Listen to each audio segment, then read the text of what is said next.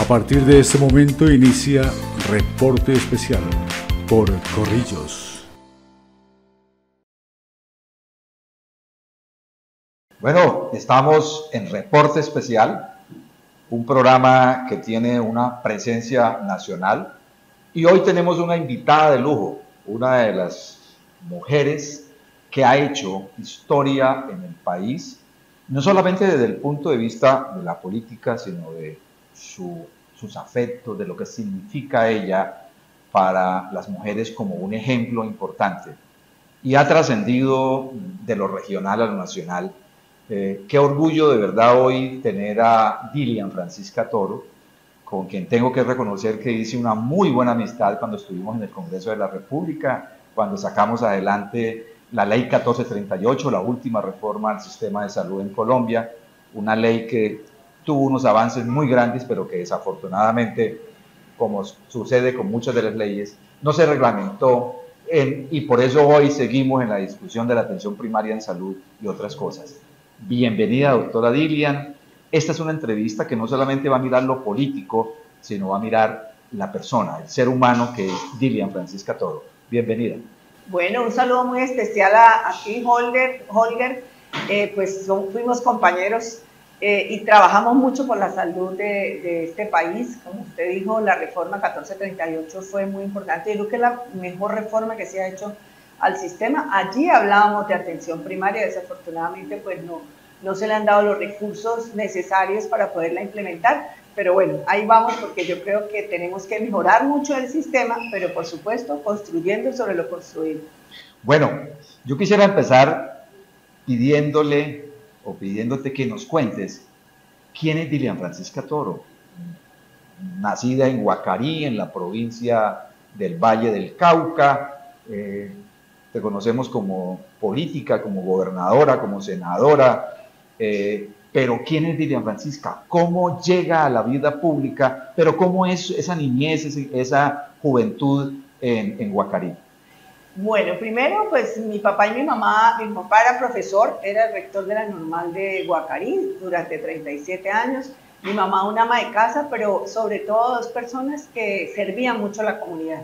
Y eso yo creo que es lo que hizo posible de que a mí me gustara amar al servicio hacia la gente y hacia la comunidad.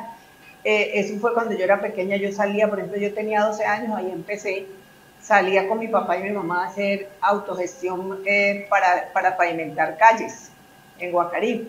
Y ahí seguí, a los 15 años ya yo estaba con otro grupo de amigos fundando la Casa de la Cultura de Guacarí, hacíamos semanas culturales, pero lo que yo pensaba era estudiar medicina. Siempre desde chiquita yo voy a estudiar medicina. Y así fue, yo estudié medicina, pero pues lógicamente la medicina es muy cercana a la gente, muy humana.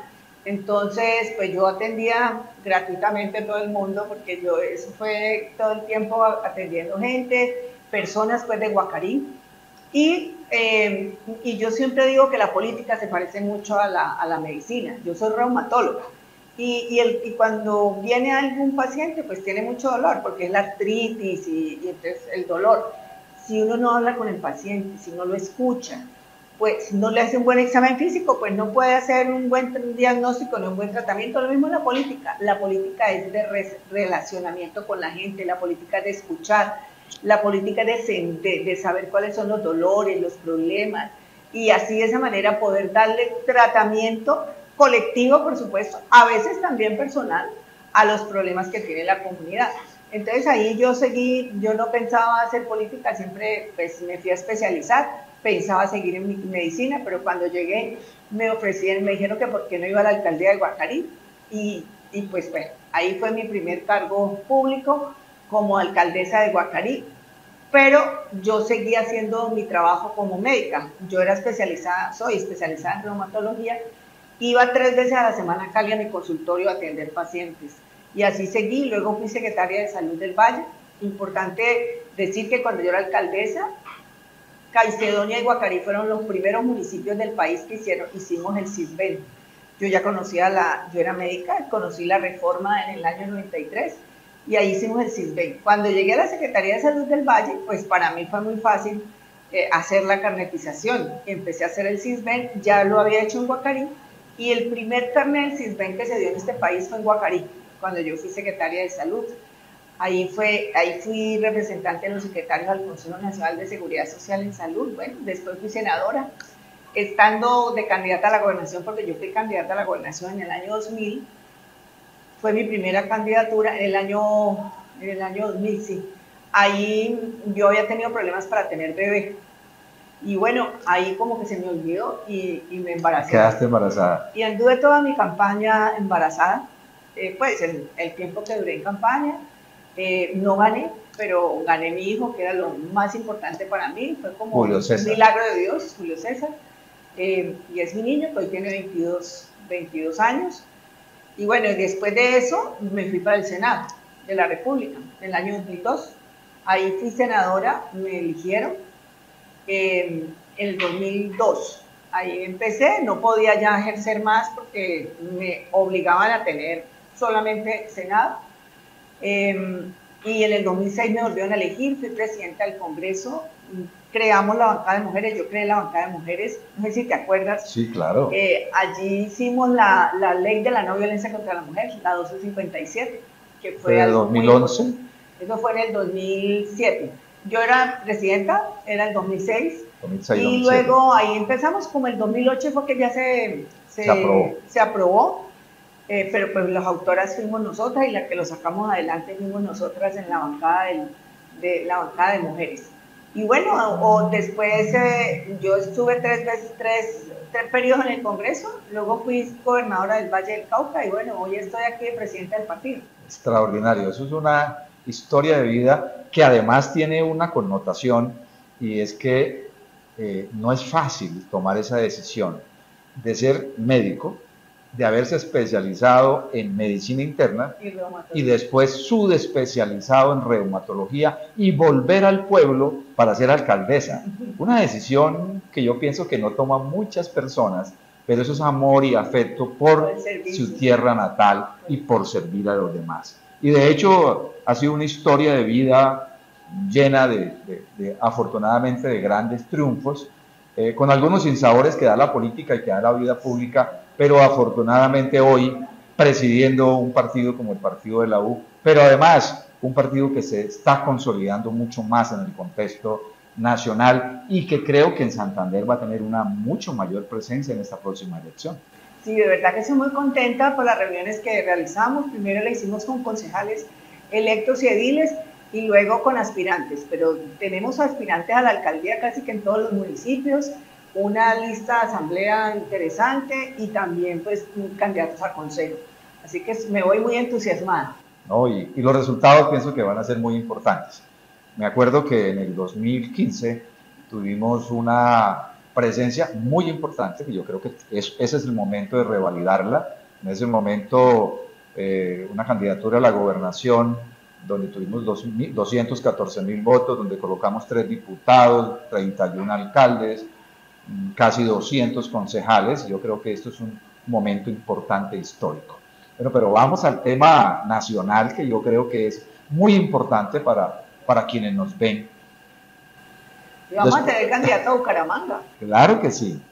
Jaime Andrés Beltrán, sí, claro, ya lo tenía claro que Jaime Andrés va a ser el candidato, que además tuvo un resultado muy importante hace 4 años, que le permitió pues ser concejal como el segundo en votación, por encima de personas con una trayectoria política muy grande. Desde el punto de vista de estos 7 meses del gobierno, ¿qué percepción, qué opinión tienes de lo que está ocurriendo en el país? Pues mira, yo creo que pues es un proceso, apenas llevamos 8 meses, sin embargo, tengo que decir que nosotros como partido estamos en la coalición de gobierno, pero eso no quiere decir que nosotros aprobemos todo lo que se dice por parte del Ejecutivo. Nosotros no firmamos un cheque en blanco. Precisamente nosotros tenemos capacidad autocrítica, de argumentación, de poder presentar propuestas que puedan mejorar las reformas que presenta el gobierno. Ahorita estamos en la reforma a la salud, de la cual pues hemos sido bastante críticos con la que presentó el gobierno, y así los 3 partidos, liberal, Conservador y la U presentamos una propuesta de articulado donde lo más importante es el paciente, el centro del sistema es el paciente, el derecho fundamental a la salud, donde todos tengamos los mismos derechos, inclusive dejamos que las mujeres del régimen subsidiado pudieran tener licencia de maternidad. ¿Por qué las pobres no pueden tener licencia de maternidad? Al otro día tienen que salir a trabajar. Entonces, eso también lo dejamos muy claro. Un avance importantísimo. Para un avance muy importante de igualdad, donde todos somos iguales. Y pues, por supuesto, este proyecto tiene cosas buenas. Lo de atención primaria, que es muy importante, que ya lo habíamos puesto en la 1438 contigo, pero pues hoy pues ya el gobierno quiere poder implementarla y darle recursos. El de atender integralmente a los pacientes en las zonas apartadas y de población redes dispersa, integrales el de poder lograr eso en la atención primaria, las redes integrales integrales e integradas, intervenir los determinantes sociales, o sea, todo lo que está alrededor de una persona que interviene para estar yo bien o estar mal de salud. Todo eso es muy importante. Hay, por ejemplo, cómo dignificar el talento humano. Ese es un tema bien interesante y lo estamos completamente de acuerdo. El poder lograr participación ciudadana en las decisiones que se toman y en las políticas de salud que se toman es fundamental. Pero, pues, por supuesto, tenemos algunas diferencias en temas tan importantes como el aseguramiento, en que no hay quien gestione la atención en salud, quien gestione ese riesgo de salud, que es el que poder articular que el paciente vaya desde la promoción y la prevención hasta el tratamiento si está enfermo o la rehabilitación si la necesita. Es como decir que un paciente crónico que hoy tenga cáncer, pues tiene quien lo represente, que es hoy se llama EPS, tiene quien lo represente. Y esa le da el tratamiento al segundo nivel, al tercer nivel, a lo que necesite ese paciente. Pues eso es lo que queremos que continúe. Pero por supuesto con cambios, porque las EPS tienen integración vertical y ya no se les va a dar plata. Se les va a quitar la plata y se va a girar directamente. Eso es un avance importantísimo, quitarles la plata. Pero ahí aparece una pregunta de algo que acabas de comentar, y es que lo que tiene que ver con, si no manejan los recursos, entonces la gestión del riesgo, ¿quién la va a asumir? La gestión del riesgo en salud, la idea es que la asuman. La gestión del riesgo financiero, estábamos pensando que lo compartiera con el Estado. Sin embargo, pues ahí tenemos unas discrepancias con la ministra y estamos en eso. Si no son las gestoras de salud y de las que asumen el riesgo financiero, pues va a ser el Estado. Un exministro de salud, lo leía hace un par de días, decía que hay que tener mucho cuidado en esa fusión de la propuesta del gobierno con la propuesta de los partidos liderada por el partido de la U, no fuese se fuese a crear un Frankenstein y que realmente saliera algo que no es lo que el país necesita. No, nosotros tenemos mucho cuidado en que, pues, tenemos mucho conocimiento del tema y sabemos hasta dónde podemos llegar, y yo creo que eso es lo que hemos venido haciendo, con mucha responsabilidad, con mucho cuidado, pero sobre todo pensando en que hay que mejorar la salud de los pacientes, que a los pacientes hay que darles la oportunidad de la atención y además la calidad que se merecen las personas que además unos pagan y otros los paga el Estado. Entonces, pues nosotros estamos creemos que esa responsabilidad la tenemos que hacer valer, y bueno, esperamos que salga una muy buena reforma a la salud. Eso es un reto importantísimo para el Congreso, para los partidos, para el país, para el gobierno, pero sobre todo, como lo decías al principio, para los usuarios, de los que finalmente muchos se olvidan en este tipo de discusiones. Otro tema de actualidad importantísimo, se acaba de radicar la reforma laboral. Aquí muchos de los actores hablan de que esa reforma laboral presentada por el gobierno no ataca los temas de fondo, lo que tiene que ver con la generación de empleo, con la disminución de la informalidad y con algo que hoy es el centro de la actividad económica del país, que son las pymes y las MIPYMES.